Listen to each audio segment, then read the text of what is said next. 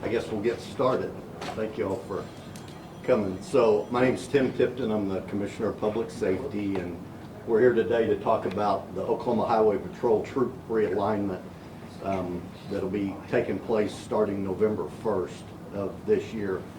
I think it's important that I take the time to kind of walk everybody through, of course, why this decision has been made, and how the Highway Patrol currently functions and how we've been functioning for many years, and the necessity to move forward with a realignment of how we deploy our assets across the state to be able to provide the most amount of public safety coverage as we can around the state. So I'm going to give you a little bit of history and our current standing on where we're at. So currently, the Oklahoma Highway Patrol is divided into 13 field troops.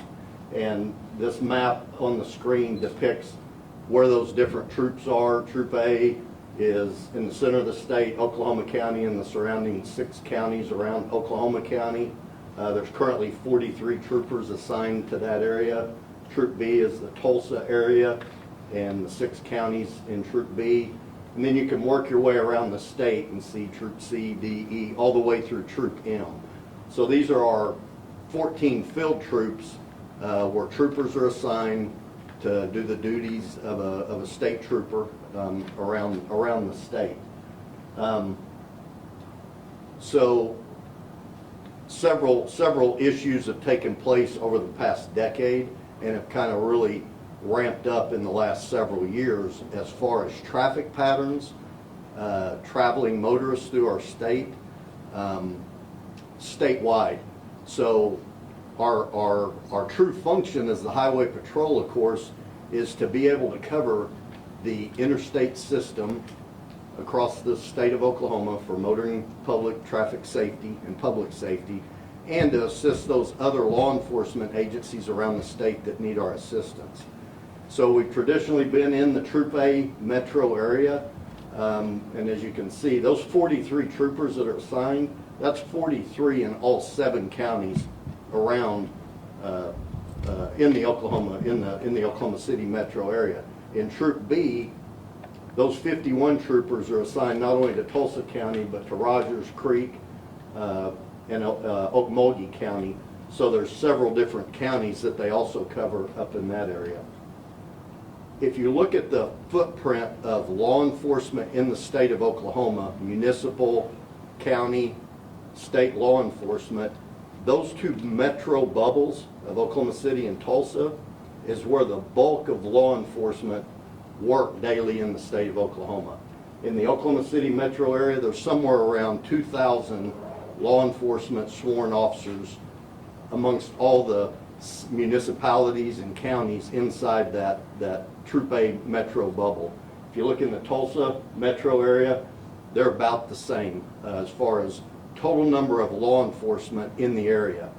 As you start moving in any direction on the I-35 corridor or the I-40 corridor or the I-44 corridor, you start moving away from those metro areas, the footprint of law enforcement that is out working on a daily and nightly basis drops dramatically. Of course, the more rural area you get into, a lot fewer police officers and deputies out there, a lot sparser coverage to respond to immediate needs for assistance of citizens or motoring public that are coming through Oklahoma. Our calls for service in those areas outside of the metro have steadily increased over the years, and the days of it at midnight, the I-35 and I-40 and I-44 corridor rolling up and shutting down is not the case anymore. It's 24/7 that we've got large traffic volume and large numbers of calls for service in those areas where there's nobody else to take those calls. So moving forward, what we started looking at doing is what are the numbers of calls for service inside of those 2 metro areas in Tulsa and Oklahoma City? What agencies would this affect? If we said, look, our job as state troopers is to be in the areas of the state that need our service, that there's nobody else to respond for those calls, what kind of burden would we be putting on those other agencies? So this slide will detail for you in Oklahoma City, or actually for Oklahoma City Police Department, and you'll see the numbers throughout the last 3 years. We've identified the number of fatalities that happen, traffic fatalities that happen in each of these coverage areas over the 3-year period. So there's been 47 total fatality collisions inside the Oklahoma City area. That's a 3-year total. That's not a year-to-year total. That's 3 years combined. But the daily average, if you average out those calls for service on interstate collisions, these are collisions that happen on the interstate system that we respond to as the Highway Patrol.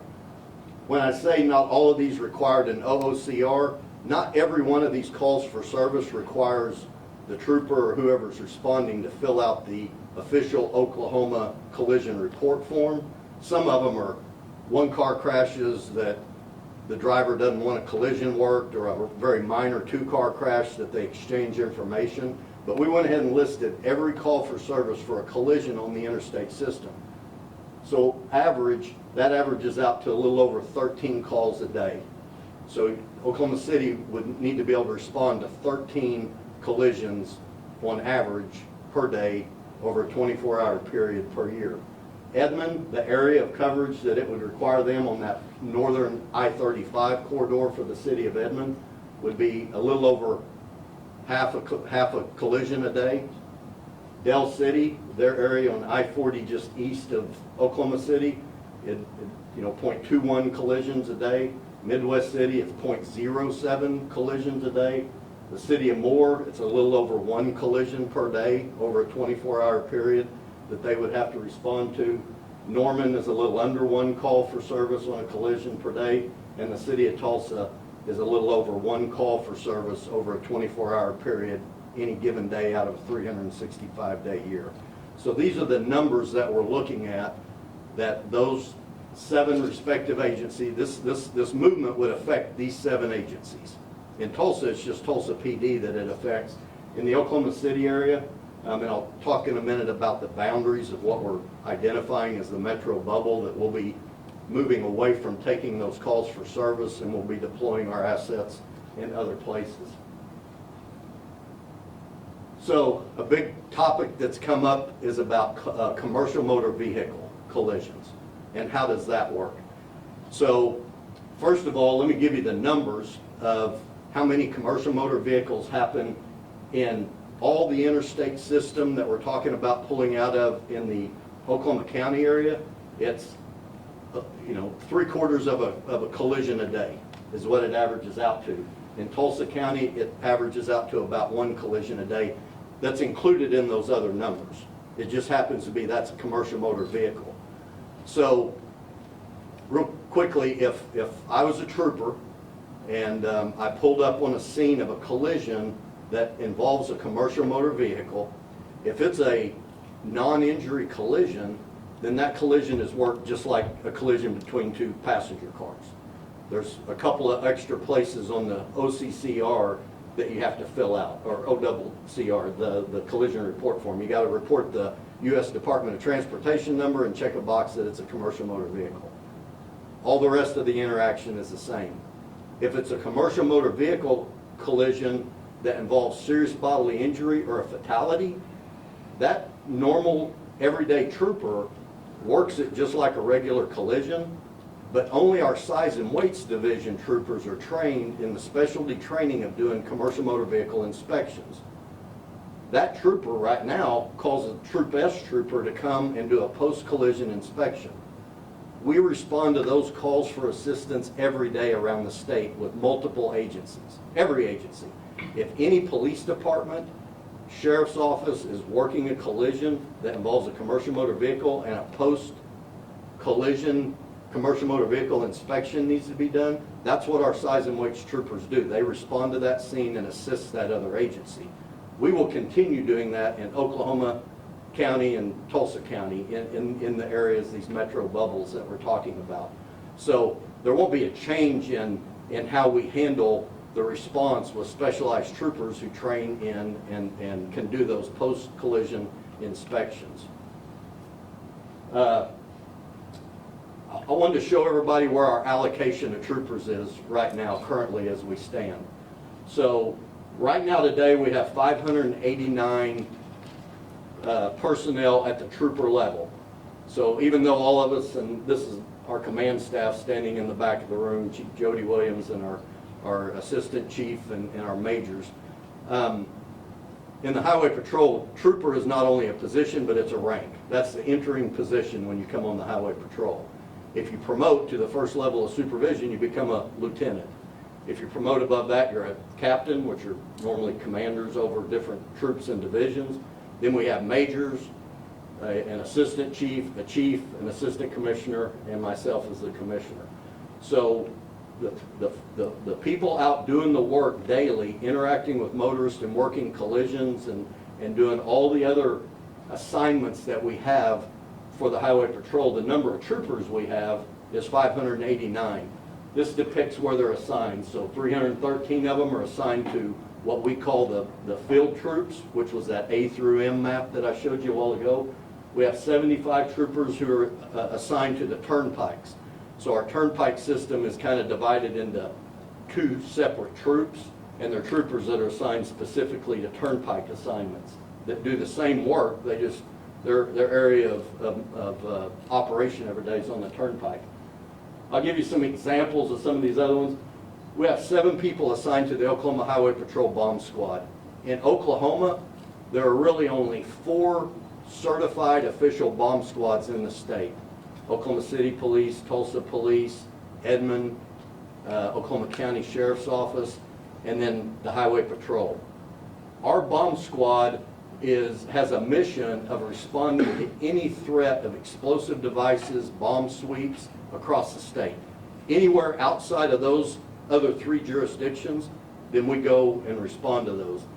These calls for service are on a daily basis. I have bomb techs that go to far western or eastern, northeastern, southeastern Oklahoma on a daily. The number of calls to high schools that have picric acid that's been stored that's highly explosive, or grandma finds a hand grenade from World War II that grandpa had in the garage. And these are dangerous. They're extremely dangerous, besides all the other unknown devices and things like that. I could put 10 more people in that division and they're still going to be busy 24/7 responding to those types of calls for assistance.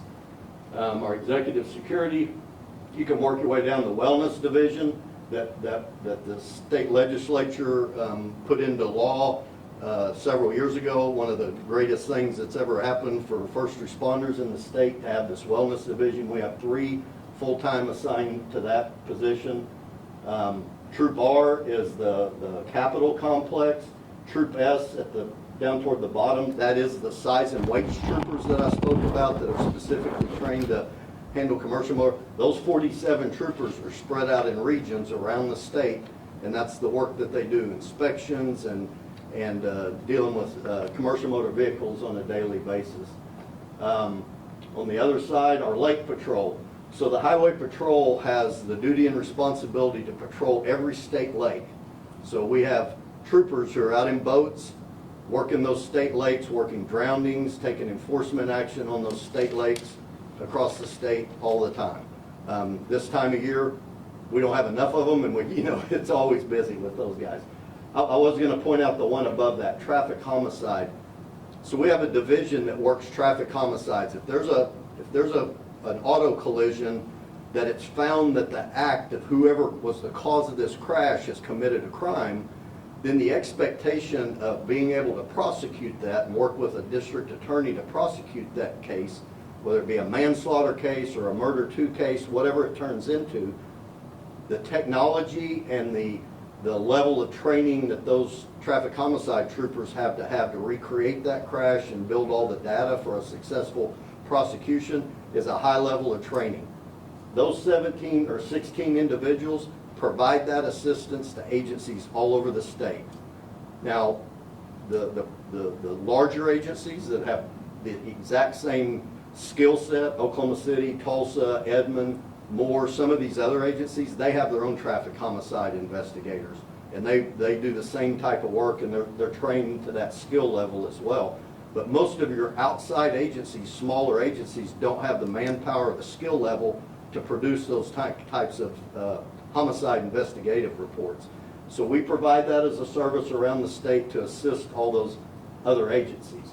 And it's, like I said, it's a very busy job. So you can look at the breakdown. There's myself, the assistant commissioner, chief, and deputy chief. There's 9 majors, 28 captains, 104 lieutenants who are those frontline supervisors, and then the 589 troopers. So we're at a total of about 734 commissioned personnel as of today.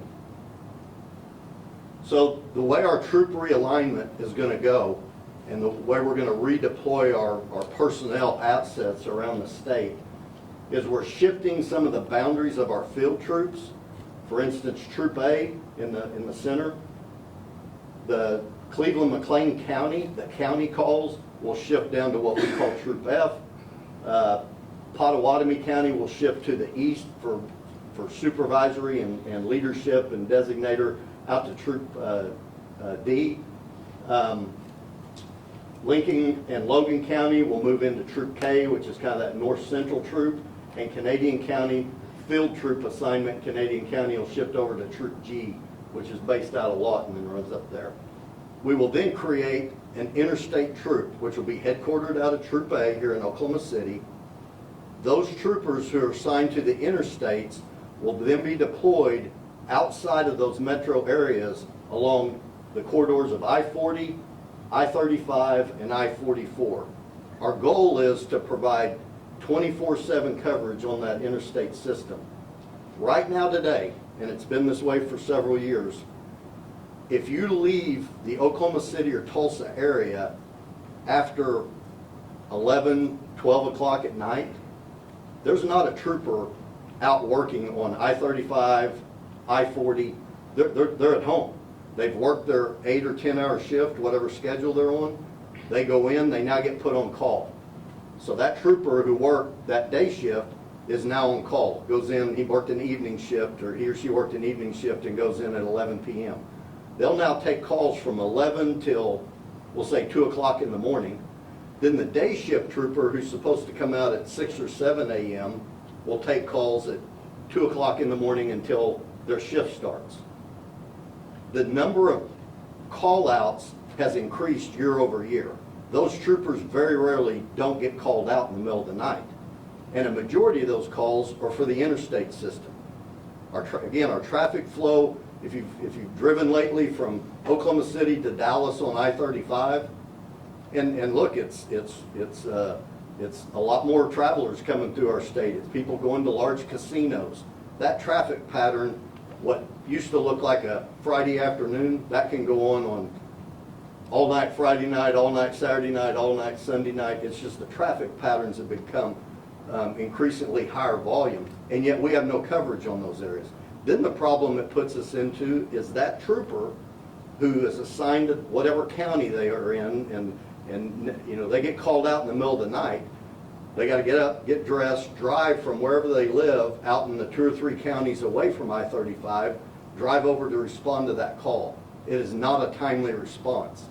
When these collisions happen, when you break down on the side of the road, when there's a road rage incident, there's no law enforcement out at that time of the night. And it's critical for us to provide a public safety footprint that gives those citizens and traveling motorists through our state the ability to know that there's going to be a response in a timely manner to their incident that's going on the interstate system. So I-35, Troop A will be the headquarters for the interstate troop. I-35 South, for those of you who are from the Oklahoma City area, just south of Norman, where the Canadian River Bridge, or Highway 9. From Highway 9 to the south all the way to the Texas border, there'll be troopers assigned that will work 24 hour, different shifts, but it'll be 24-hour coverage 7 days a week on I-35 South from Highway 9 all the way to Texas. Going north on I-35 from the Logan, Oklahoma County line, which is Waterloo Road, north to the Kansas line, there will be troopers out and assigned and on duty 24 hours a day, 7 days a week. Same way with I-40 east and west.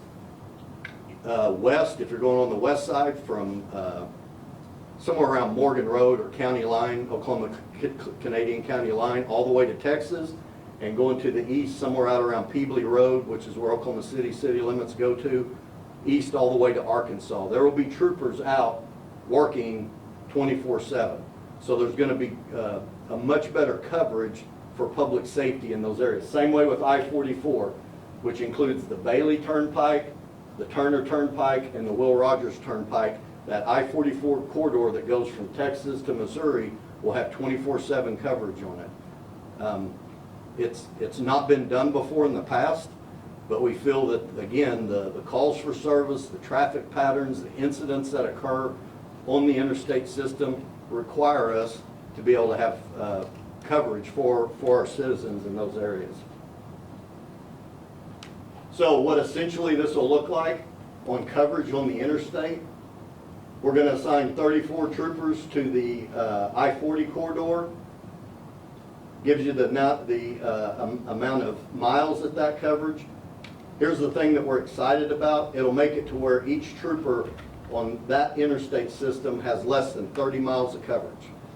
Provides a very rapid response, the ability for us to get to those scenes. And you can see the I-35 corridor, trooper coverage over 24.6 miles, and on the I-44 over 23.5 miles. So it puts us in a much better footprint of what we see are the needs, what the calls for service are, what's the best thing to provide public safety on the entire state interstate system.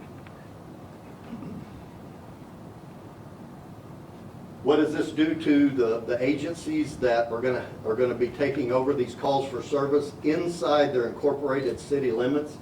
So Oklahoma City is going to have 18 additional miles on I-35, 34 additional miles on I-44, 23 additional miles on I-40, 23 on 44, 27 on I-240, and 5 miles on I-235. Edmond just has 8 miles on the northern part of I-35.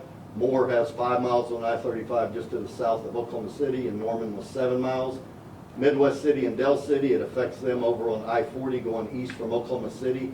They each have 3 miles. It's actually a little under 3 miles, but that's the number of miles that they're going to have. And then you can see in the Tulsa metro area, the interstate system only affects Tulsa Police Department.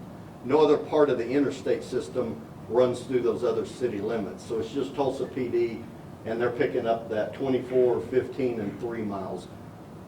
All turnpikes here in the metro and in Tulsa will remain with us. Statutorily, we are mandated that we're the only law enforcement agency that can work the turnpikes and have primary jurisdiction on those turnpikes. So the Kilpatrick Turnpike, the spur, the new spur off of the Turner, what's the name of it? Kickapoo. And then in Tulsa, the different turnpikes, the Creek Turnpike, the Muskogee Turnpike, all those turnpikes will still be covered by the Highway Patrol as is mandated in statute. So again, these are the daily averages of calls for service over a 3-year period average that those agencies will need to respond to. I know this isn't necessarily, it's not an easy decision. It's no doubt it is somewhat of a burden on these other agencies to be able to take those calls for service. Every one of these agencies are highly trained and very professional law enforcement agencies, and in weighing this, it is what is the best footprint for us as a state law enforcement agency that need to provide the best coverage for public safety statewide, and how do we deploy those assets in a way that give us that best coverage. So that's really the reason that we've made this decision, and we're hopeful that it will result in the citizens of Oklahoma seeing that the Oklahoma Highway Patrol is in a better place to be able to serve their needs and protect them. So I think that's all I have. If we got questions or any place else I can possibly answer your questions. Question. Is there a particular type of service call that is spiked, or a few certain types of service calls that have spiked that OHP is having trouble responding to? Well, so absolutely. So I could go through and articulate all the different types of calls for service, but it's everything from, and we're talking about in those field troops.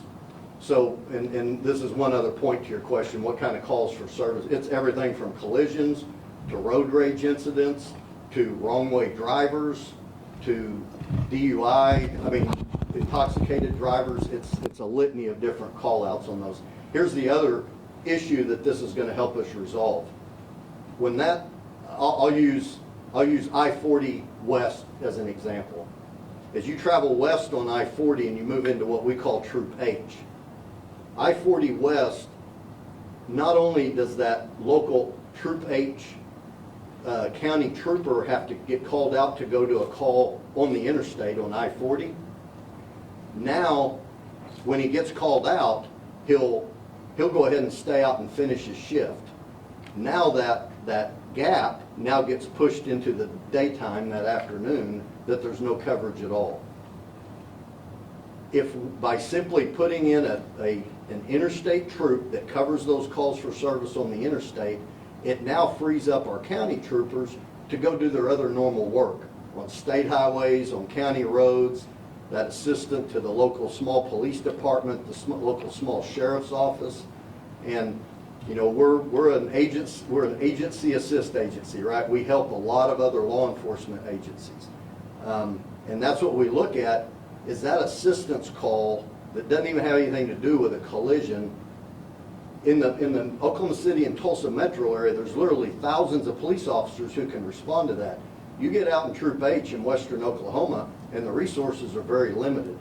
So now if I have to pull that county trooper, send him home because he's already worked his shift, now I'm leaving everybody in jeopardy. So it's not just the interstate, it affects the county calls as well as the interstate calls.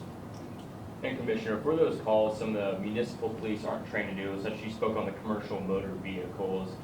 Say if one of those collisions happens on the IDL in Tulsa, are troopers still going to go assist with that? We'll always respond to calls for assistance.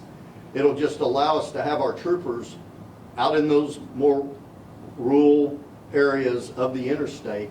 But, you know, whether it's a call for assistance because they need an additional law enforcement officer there, they need some, the incident is something that they're not trained to respond to, we'll respond to it. You know, the Oklahoma Highway Patrol, even though our primary duty is the interstates and working collisions and traffic safety, you know, I spoke about the bomb squad and the things that we do with them. The other day we had this parade in Oklahoma City.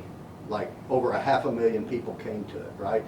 Oklahoma City requested our assistance, not just that day, through the whole series, playoff series. We nightly had 50, 60 troopers assigned to that. On the day of the parade, I believe we assigned about 150 troopers to that. We'll continue doing those types of assists. Just like this past year, Ada, Sulphur, Davis, Barnsdall, when tragedy hits, the Oklahoma Highway Patrol is trained and prepared to send teams into those areas for search and rescue, for security needs. Those are normal everyday working troopers who have additional training and expertise that they're prepared to respond 24/7 to those incidents around the state. We'll continue doing that, so big or small, we're still an assist agency, regardless of what jurisdiction, you know, if it's a municipality or a county sheriff's office that needs our help, we're always going to respond to those calls. So you mentioned we a couple of times, we made this decision.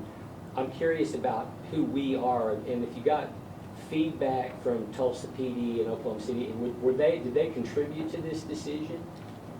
Well, when I refer to we, I'm talking about myself and the command staff that's standing in the back of the room.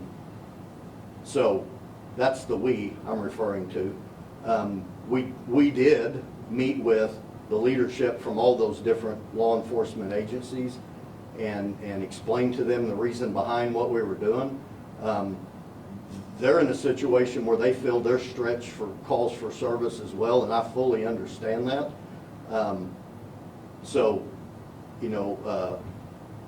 in contributing to it, I'm guessing that they would rather we not do this, obviously. But I will say some of them, if they take the perspective of what our job is as state law enforcement and the highway patrol, they understand, not to say that they agree with it or like it, because it is going to put a burden on them, a manpower, additional manpower burden on them as well. Have you thought about asking the legislature to provide more funding to increase your number of troopers on the road, which would mean you wouldn't have to do this? Well, I've articulated I've been commissioner almost 4 years now, and I know my predecessors over the years, we've had studies out there that say to continue the mission in all the areas that we cover, we need about 1,100 troopers. At some point, I guess the decision has to be made, how big do you want to grow state government?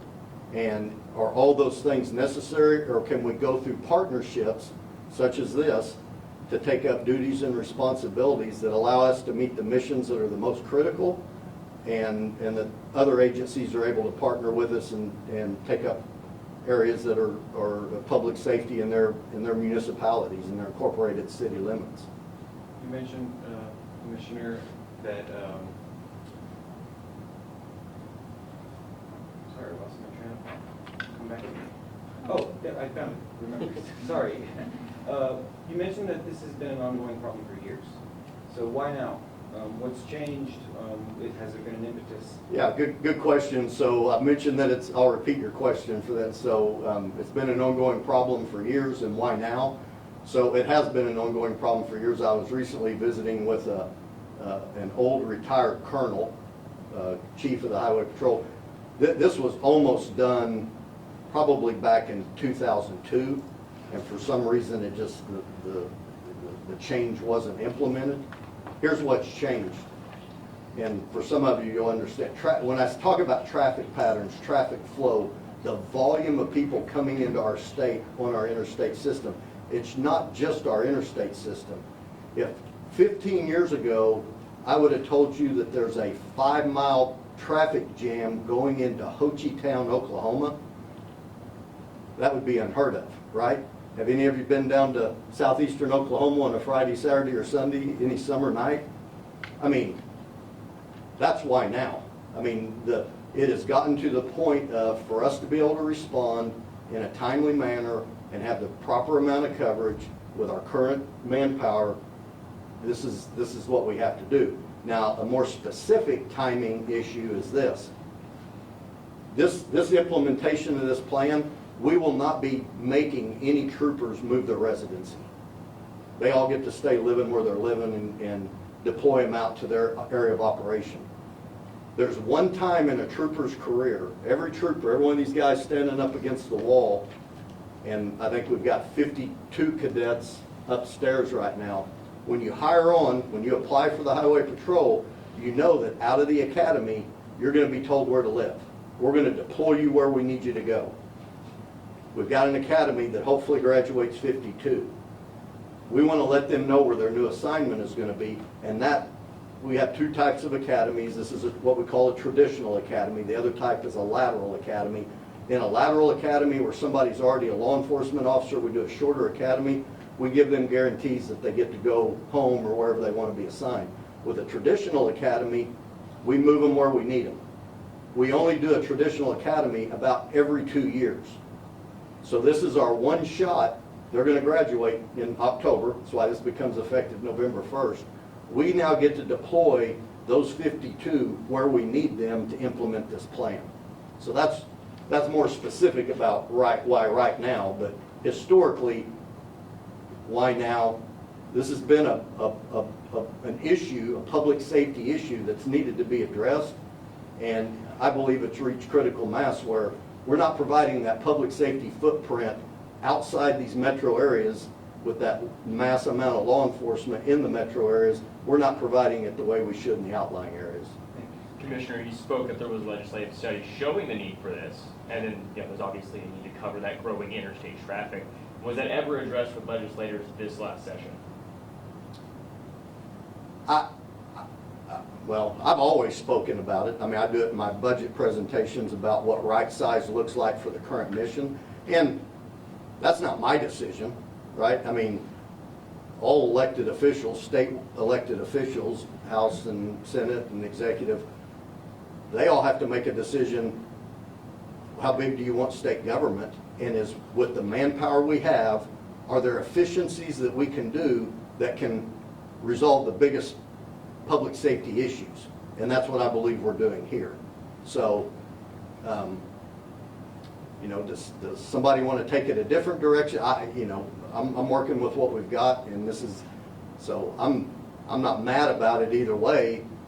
But if with the current numbers that we have, this is the right thing to do. This is the most efficient way to protect the most Oklahomans. Can you talk about when elected officials and these affected law enforcement agencies were notified of this change, and what kind of responses you got from elected officials like the governor or the speaker pro tem? So I initially spoke with the governor in June sometime, articulated the issues to him, told him what our plan of action would be.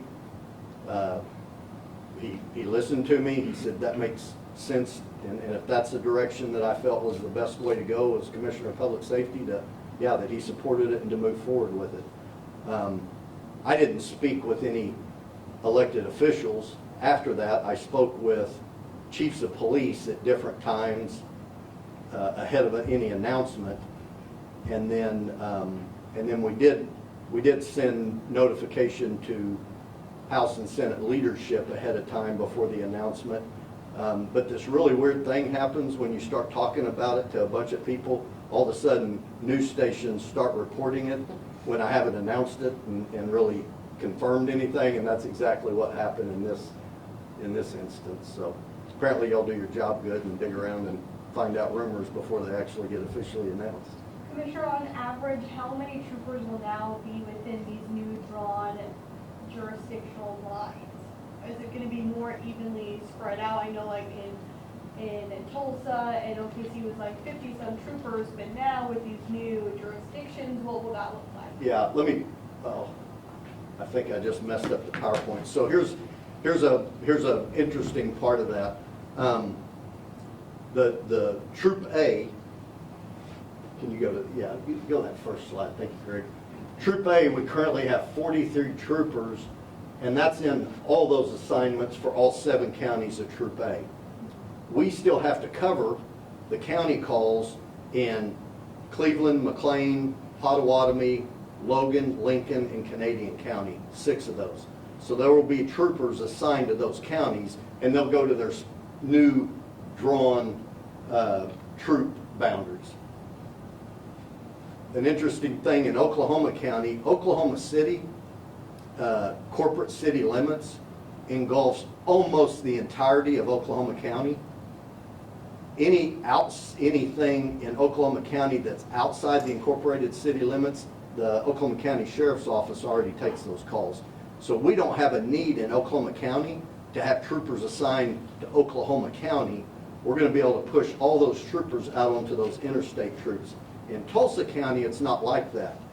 So in Tulsa County, in Tulsa in Troop B, it will remain the way that it is because there's several square miles north, northeast, or northwest and southwest in Tulsa County that aren't Tulsa incorporated city limits. It's just county. So we'll have troopers assigned as county units in Tulsa County as well as Rogers and Creek and Okmulgee County. So yeah, we're dispersing those to right size those county calls, but then we're putting everybody else on that interstate system to cover the 3 major interstate arteries. Commissioner, is there any plans to move any of the physical stations? Like there's one in Tulsa that sits right off I-44. Where's that going to stay? So the one that you're speaking of at I-44, have you been in that building before? Okay, don't go in unless you have a respirator on. We're actually building a new headquarters right off the Creek Turnpike at Riverside Drive. It's a combination Troop B and Creek Turnpike office, and we just broke ground on it here a few weeks ago. Yeah. So yeah, we're leaving that building, but not due to this. We're building a new headquarters there. Appreciate it. Yeah. So Troop B headquarters will still be there in Tulsa, now at Riverside Drive and the Creek Turnpike. Troop A will remain here in Oklahoma City, and that'll be the headquarters for the interstate troop that's based out of Oklahoma City. We still have our footprint besides the turnpikes. Statutorily, we work the Capitol Park area, so the Capitol building, that Lincoln Boulevard corridor from like 50th down to 18th, and it's about a mile on either side of Lincoln, what's called the Capitol Park area. We'll still have troopers assigned there and work that area as well. As for construction zones that OHP patrols, will that in these areas also be given to the appropriate department? So those are contracts between, it's an ODOT, an individual construction company, and Department of Public Safety. I think it'll be a business decision on those construction companies. Do they want to still retain troopers to do that? Do they want to go to some other agency to do that? I mean, we're not giving up any of our statewide jurisdiction, and if there's, because those are contract overtime shifts. So those troopers you see on those work zones, they may be a trooper that lives in, Stillwater, and they drive down and work an overtime shift on those construction zones. So those are still open to those contracts negotiations. I have a related question to the facilities. What other new facilities, if any, are being constructed?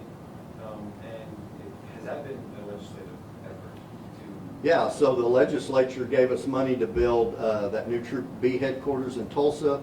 We're building a new Clinton headquarters in Clinton, or Troop H headquarters in Clinton. Soon we'll be building a new troop headquarters in Ardmore. And every one of these buildings that I'm talking about, if you've ever been to them, they're 60, 70-year-old dilapidated buildings. So that's 3 new troop headquarters. And then, of course, we're still building our new tactical training facility out toward Wellston, right off the Turner Turnpike. I know you said that troopers living in these areas are not going to be forced to move. Correct. Did you get any frustration or pushback from those in Tulsa or Oklahoma County? Because some of these troopers work their whole lives to get to those spots. Any frustration from those?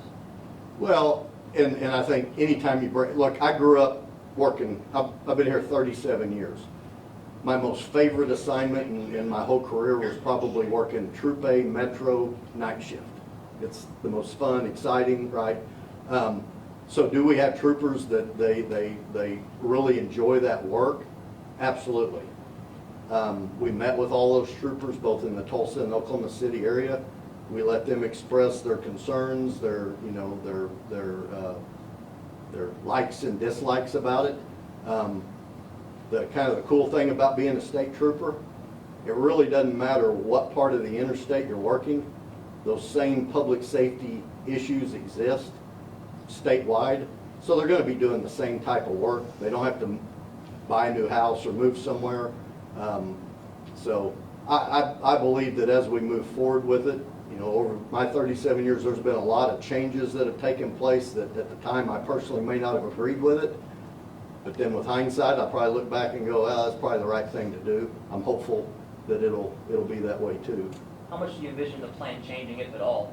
Again, hey, one thing I've learned is, you put severe thought into it. A lot of effort goes into reaching out to, highly qualified professionals.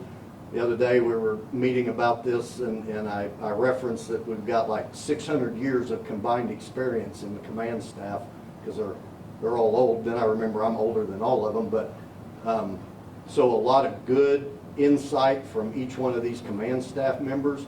But we also recognize that, hey, there may be things as we move forward with this that we need to tweak. We're using good quality data to determine where we're putting them.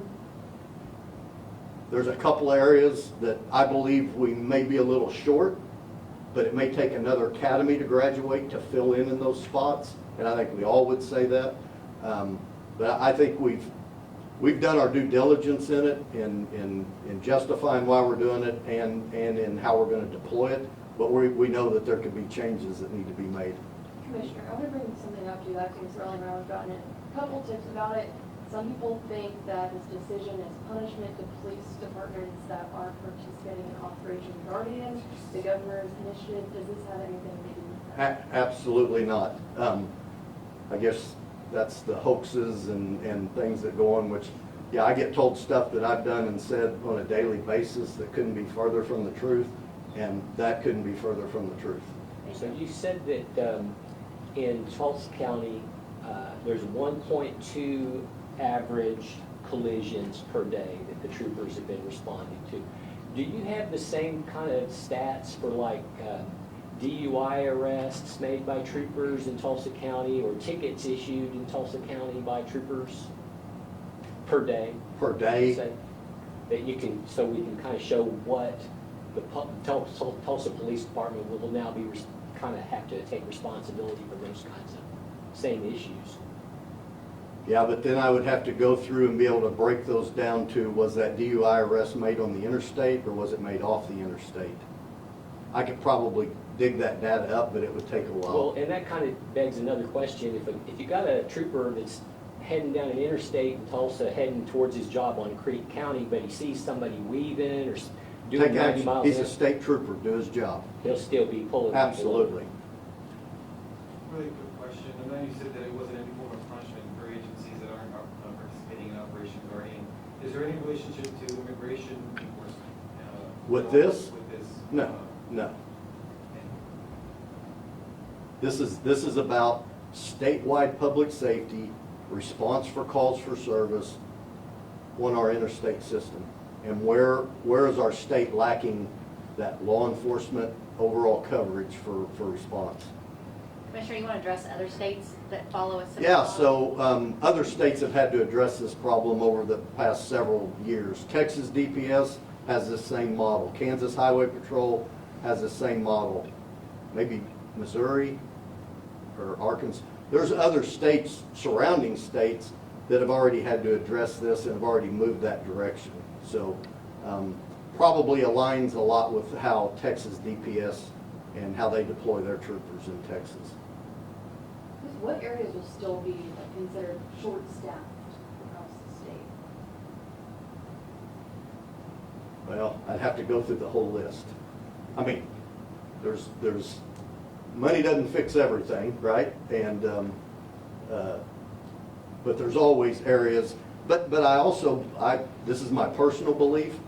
I believe it's not only my responsibility to provide public safety to the citizens in the most concise and responsive way, but also believe I've got to be a steward of the taxpayer dollar and spend that money appropriately. And so we're always looking for efficiencies in the way that we can do that. And as my command staff knows, every time we're making personnel changes or assignments, we scrutinize it from that eye of what does the taxpayer get for this spend, and how are we going to be the most efficient with it that we can.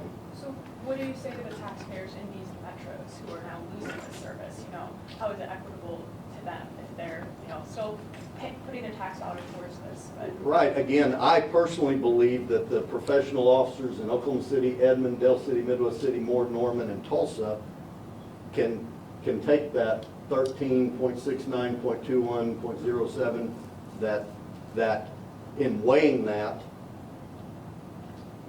do the calls for service outside of that where there is no secure law enforcement 24/7 coverage.